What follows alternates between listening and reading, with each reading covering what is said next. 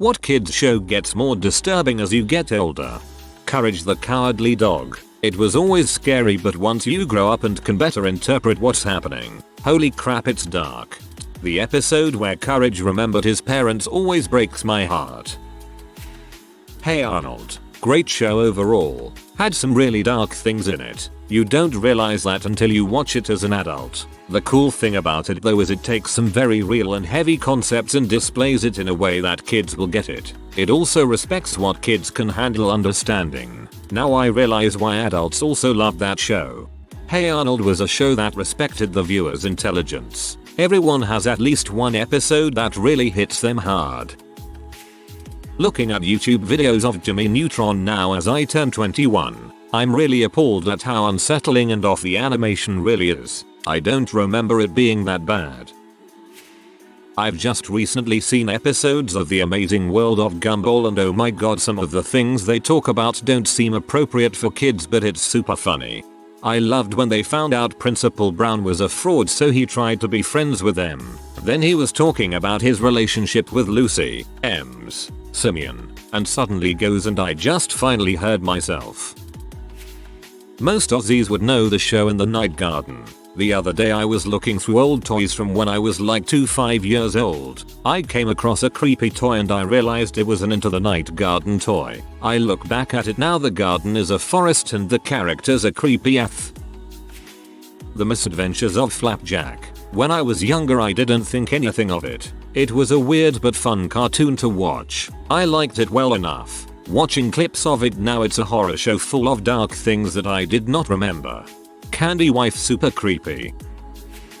Pee-wee's Playhouse certainly gets a lot weirder with age. Where is Puppet Land? Is the king of cartoons a hereditary position? Was Jambi trapped enslaved by Pee-wee to do his magical bidding? Why was Pee-wee on a scooter in the end credits when we know he had a sweet bike for which he was basically willing to die in order to recover? The show LazzyTown, the only humans on screen was 8-year-old Stephanie, and two dudes easily in their 20s or early 30s, Robbie Rotten and Sporticus. The rest of the cast was puppets. And Stephanie and the town mayor are blood relatives. Avatar. Once you realize that Jose made Zuko's mom, with the threat of Zuko's life, poison his own dad so that he could become Fire Lord, and then thanked her with banishment. And they continued that proud tradition in Korra with an on-screen murder-suicide. Fun for the whole family. I think it was just called Dinosaurs. I remember the little yellow baby dinosaur hitting his dad on the head, not the mama anyway. The last episode where they're waiting for death fricked with me. Also the deeper part of the planet that was accessed through a tunnel under the baby's crib. It's mostly hazy, but I remember a few episodes not exactly giving me nightmares but definitely keeping me up.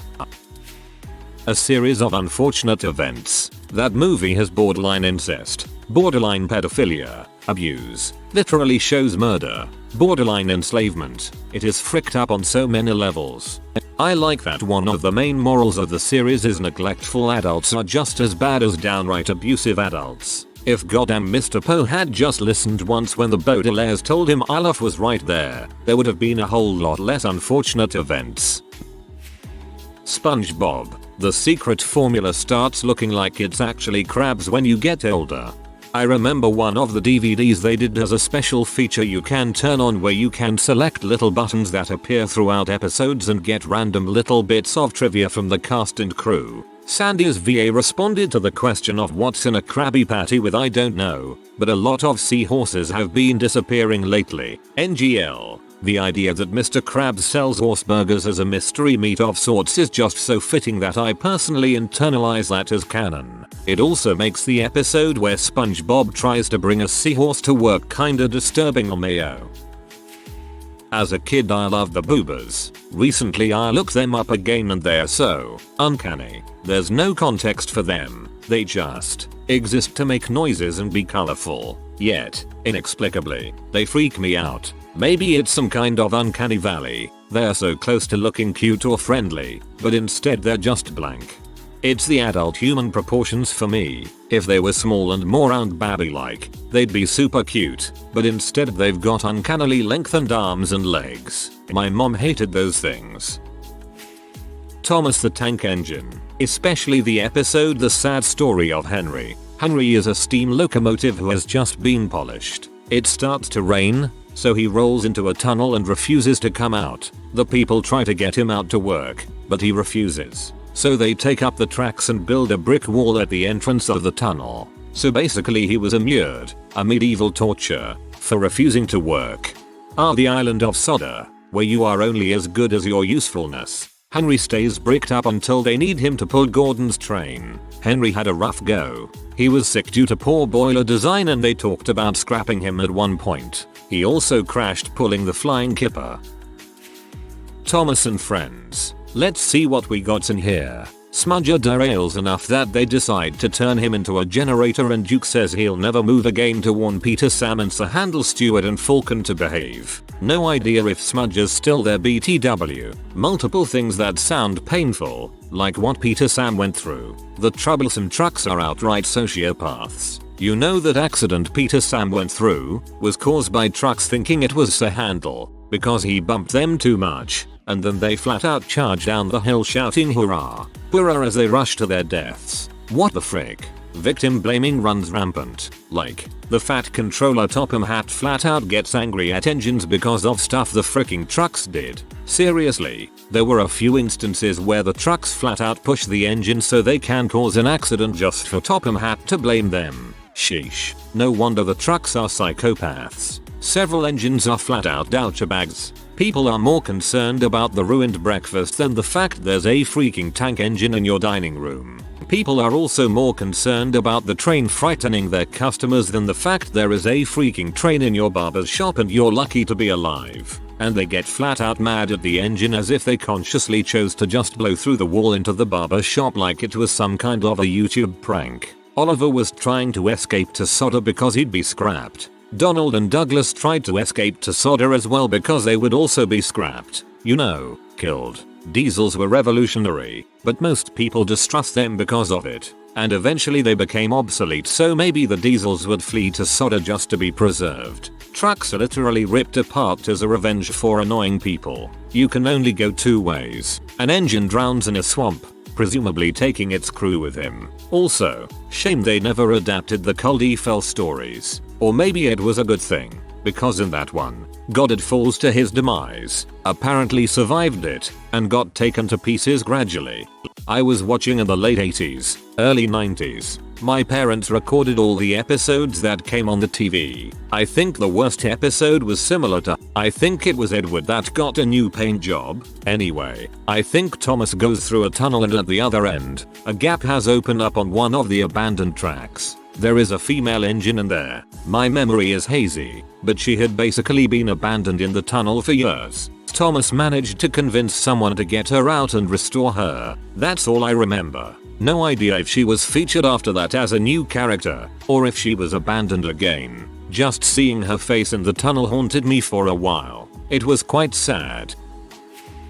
Goosebumps and Are You Afraid of the Dark were both weird to rewatch as adults. The parents in both of them are either completely neglectful and oblivious and refuse to help their kids, desperate for an adult to intervene when they beg them to do something because they assume they're lying or making it up. Or else they are evil and nefarious themselves and the source of the fear. Just really weird how it plays into, I assume, a child's primal fear of their caretakers either harming them directly or not caring if they were harmed. There was a Goosebumps book where this kid was really upset that no one would talk to him after a house in his neighborhood caught fire. By the end of the book you find out he died in that fire and is a ghost but didn't know it. The Clone Wars. Upon rewatching it I didn't realize quite how violent it is. It doesn't hold back on the violence by hiding it off screen. It will show as much death and dismemberment as it wants. I am so used to children's shows either only incapacitating the enemies or showing deaths off screen. That show is so fricked up. Suicide is shown on screen multiple times, decapitation. A Jedi is literally tortured for like a minute straight until he dies. One character flat out explodes. People get stabbed, sliced and shot pretty much every episode. Characters you get to know for seasons on end get horrific, tragic deaths. Slavery is depicted as vile and horrifying as it is, including torturing other slaves to make killer beef.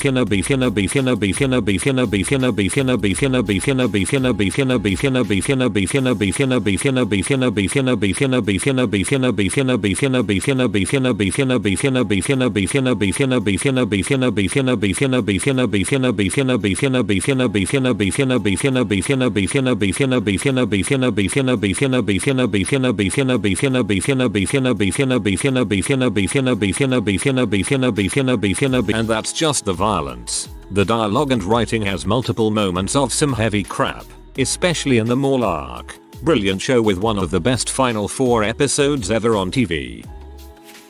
I rewatched the original Ben 10 recently, and one of the episodes I saw involved a clown who kidnapped people, especially children, and suck out their laughter in order to make himself more powerful. In fact, the whole show's premise is disturbing since it involves an innocent kid on a peaceful US road trip with a powerful device he accidentally picked up and being stalked by many villains who want to gain its powers. The series even gets more disturbing once Alien Force and Ultimate Alien happens. The villains of that show are definitely the most disturbing thing about it, especially Ghost Freak, who escaped the Watch and then took over the world by mutating all the inhabitants on Earth. Total drama, more specifically the newer seasons, forcing teenagers into an abandoned mine to destroy evidence of toxic waste dumping. Rugrats. The babies could have been killed or seriously injured so many times, and why has nobody called child services yet?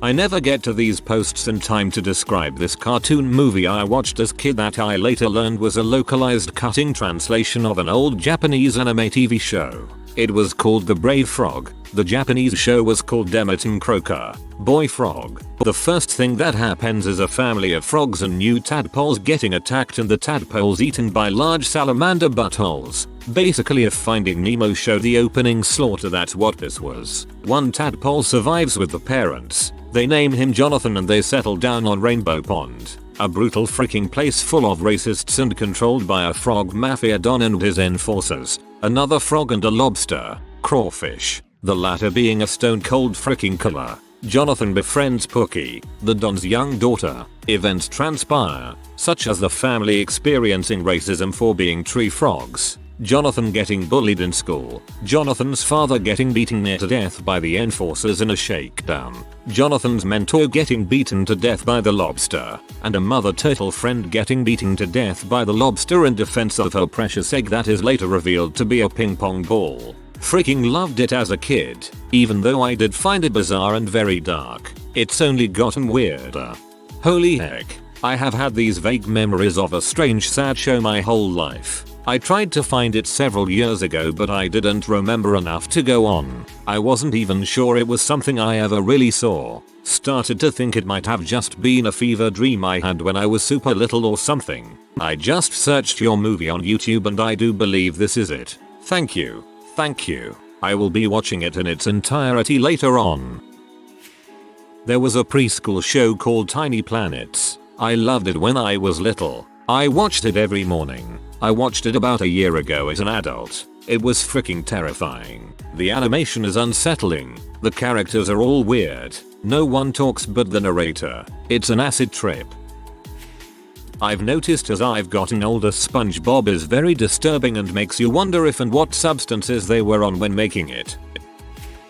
Anything involving Dan Schneider. As I am rewatching a few Icely and Victorious shows, I am noticing how he added feet content to almost everything. Especially with the Ariana Grande interview in her room playing with her toes, potato, and a water bottle. It's disturbing to watch now. Even the Nickelodeon logo was a foot.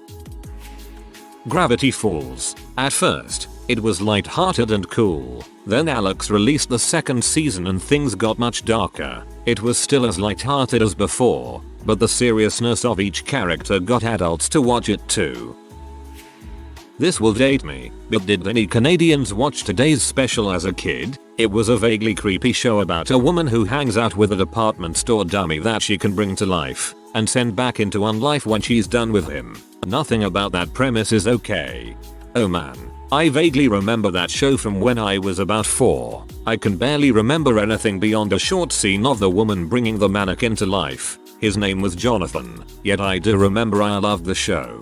Then it disappeared from US TV and I never saw it again past age 5. Steven Universe. Spoilers. They tried to kill him so many times. His mother died and everyone blames him for it. He has to deal with the weight of protecting everyone and still never getting to play and hang out with other kids. He saw his friend Lars die in front of him and said goodbye to his dad because he was sure he was dying too in another episode. Steven Universe is fricked up. At least in Steven Universe. Future they address Steven's PTSD and Atlas complex. I've never seen a kids show explore what happens after the hero saves the day before. Digimon. Tamers and the whole thing with Jerry and the D-Reaper would be the most obvious example, but even Adventure in Zero 2 gets surprisingly dark at times and hit a lot harder now that I'm older. The marvelous misadventures of Flapjack is more disturbing now than it was then, but it has aged beautifully. Been watching it the last 2 days since I smashed my PS4 controller and am waiting on a new one. Any Bible story show. Oh, let's take a story about God destroying the world and drowning almost everyone in the world and turn it into a cute story about a guy on a boat. Cough Veggie Tales cough. Charlie and the Chocolate Factory. If you watch it when you're older you can tell it's a story about a mentally damaged guy who clearly rigged it to give Charlie the win. And the way he talks and acts he clearly knows and wants the kids to suffer, but for some dumb reason nobody seemed to notice. And also the way Wonka talks to Charlie, he sounds a bit like a creepy pedophile. I watched some old Looney Tunes the other day. OMG the racism. I'm a horrible person so I laughed, but it was a lot more than I remember. Well, the theater shorts weren't made for children. They were made for everyone, adults in mind, but could be viewed by children. Also note those shorts could be from anywhere from the 30s to the 60s. Race-based humor was common. Very wrong. But C9 Mon. Amazing World of Gumball. There was a scene where there is a balloon. I recently learned the balloon is a male, who is depressed or something and deflated, and wanted Gumball to blow him up again. However, the little thing you blow into is where you would assume a penis would be. Also, that same character shoved an entire eggplant into said hole, so now I'm confused whether or not he's a girl. That's probably not the most disturbing part of the show. People can get sucked into a void, to be forgotten forever, if they are too normal and it treated like no big deal. Then there's the fact that there are remote controls that can bend reality. Bad signal can also affect their reality, causing glitches in the world. There's a lot of things that get casually mentioned in the show with some disturbing implications about the way their world works. How has no one in the UK said the animals of Farthing would yet? I religiously watched it after school, and while I remember there being sad episodes, watching it as an adult puts a whole new level of WTF on it. A few highlights. The butcher bird that impaled the mice on a thorn bush. The hedgehogs realizing that they weren't going to make it across the motorway, so rolling up together and being squashed by a lorry. Adder's mate, Sinuous, being strangled to death by a rat. Scar, the blue fox, killing Fox's cub, Dreamer. And then there was the story of Fox's son, Bold. When he reached his teenage rebellion years he had a falling out with his dad and decided to leave the nature reserve to make his own way and be free from his dad's rules. Except on his travels he meets a vixen called Whisper and they find out they are going to have cubs. They decide to go back to White Deer Park so they can raise them in the safety of the reserve. However, on the way Bold is shot in the leg by a farmer and the wound gets infected. He manages to make it back to the park boundary, but can't go on. Whisper goes into the park and finds Fox so she can bring him to his son. Father and son finally make up just before he dies. This was a kid's show. Pee-wee's Playhouse. As a kid, I loved that show. The animated furniture, the weird noises. It was all really cool. As an adult, I can't help but wonder what drugs the creators were on when they put that crap together for children. Odd Squad. On the surface, it looks like a show that teaches little kids math and science. Look a little deeper though, and you'll find that it's full of all sorts of adult themes and mature stuff, including G-rated, alcoholism, potential death, and death-defying things. Absolutely no parents apart from 2 instances, which was an intentional move, because as you know, kids bully other kids for living in crappy housing, workplace bullying and harassment. One episode had the main villain attempting to drown her sister and her 3 co-workers in their van. I crap you not. I watched this show when I was in high school, out of curiosity. I'm an adult now and I ask myself all the time how this show got past standards and practices. ETA, something I should bring up, it was co-created by the same guy who wrote for cartoons that many consider dark, like Gravity Falls and Adventure Time. Adventure Time. That show is dark and sad, like it is sad. Some pretty creepy crap in there as well. Not to mention some of the trauma that some characters went through, which I won't mention because if you haven't seen it you should. Amazing show. Why is Adventure Time sad? I watched some seasons. If you don't consider the Ice King and Marceline, it was mostly happy I think. I remember it scaring me back in the day too, but Courage the Cowardly Dog is some curse content. I always watched this as a kid, but I watched it for the first time as an adult a few years ago and yes, I was deeply disturbed. Like how the FK did I not get stressed out watching it as a kid? If you are new to the channel, you can subscribe. I publish new videos every day. Until then, check another video.